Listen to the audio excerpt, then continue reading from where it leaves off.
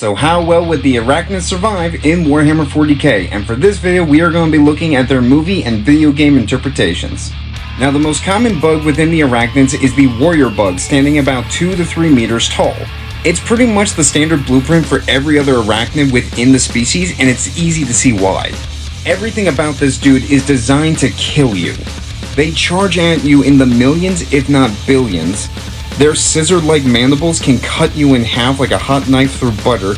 They've got pincers that can stab you, and even the legs can kill you in one hit. The hopper bug is a variation on the warrior, and though it's smaller and lightly armored, it does have the ability to fly. And there are multiple variations of this too, which all boil down to either being much more heavily armored although slower, or being less armored and faster, and they can all shoot spikes of some kind. Other variations on the warrior include the tiger bug, the spitter bug, and the royal warrior and royal guards. The main difference between each one of them is they are slightly more and more armored than the standard warrior. They are also more aggressive, and the royal warrior and the royal guard both protect queen bugs. The main method of destroying a warrior bug or any of its variations is to hit the nerve stem right behind its legs or to shoot in the eyes multiple times. For the larger variations like the royal warrior and the royal guard, the only real way to kill them is to get their eyes. Their nerve stems are too buried deep in their armor. For frontline assaults and sieges, they've got the scorpions, which are super heavily armored in the front and have plasma-spitting tails, but are very weak in the rear. Bombardier bugs can be thrown over walls and explode like grenades. And the all-classic tanker bug can burrow underground, going through almost any surface, and then pop out behind enemy lines with a flamethrower on its head.